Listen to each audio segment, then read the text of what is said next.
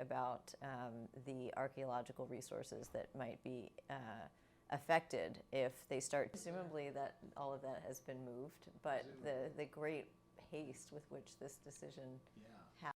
The White House is one of the most iconic buildings in the United States, and it deserves our protection. The fact that part of it has been demolished begs the question, what more might be done to the White House if we don't work together to try to stop this? Trump just did in demolishing the entire East Wing of the White House, and that is to unilaterally.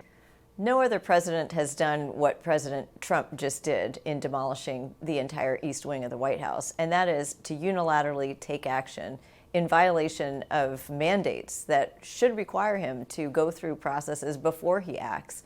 That's pretty disturbing for many Americans. To undertake consultation with particular bodies that have some jurisdiction.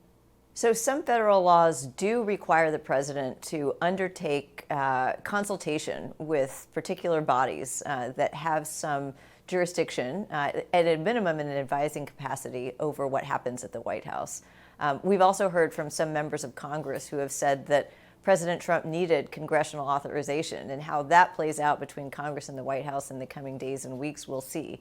From my standpoint, it's pretty clear that Congress hasn't written strong enough rules to curb activities like this that might take place, and so that we don't see more destruction like this in the future, Congress really should take a hard look at the statutes that are on the books and figure out whether they need to strengthen them. So it would be something that you might see under NEPA, for example, the National Environmental Policy Act, things like swampland. Trump's action to demolish part of the East Wing is virtually unprecedented in recent years. Even in his last administration, President Trump and the offices at the White House followed the relevant procedures, sending plans out for much more modest improvements to the agencies that Congress required them to consult with.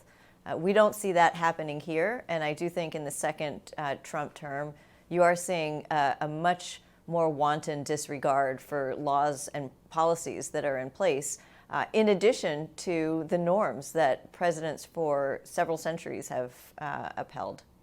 Congress really should take a hard look at the statutes that are on the books and figure out whether they need to strengthen them. The White House is a living building. It has grown and changed over time. That includes entirely new parts of it, entirely new wings, as well as smaller scale recreational facilities like tennis courts and bowling alleys.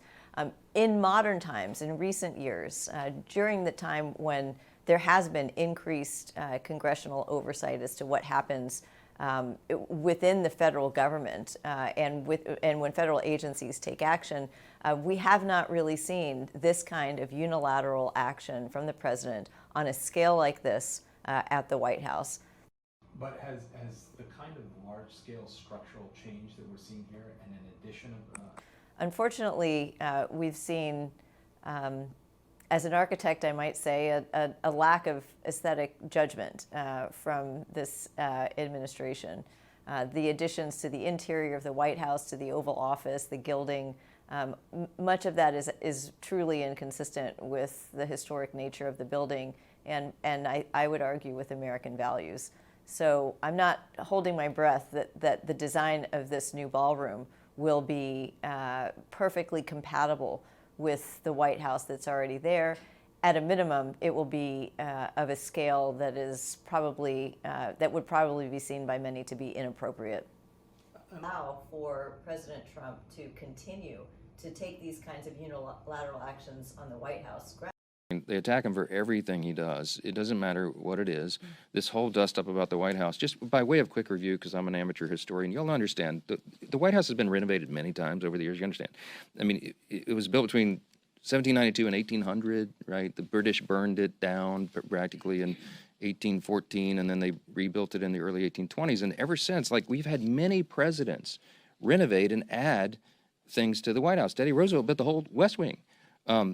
Who was it? FDR, Taft, I think, added the Oval Office.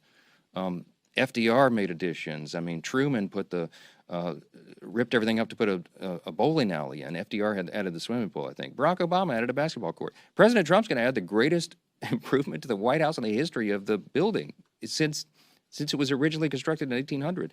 The ballroom is going to be glorious. It's going to be used for everybody. And by the way, hey, Democrats, if you win the White House back, you get to use it too. This is for the American people, and he's using private funds to do it. How in the world could they oppose that?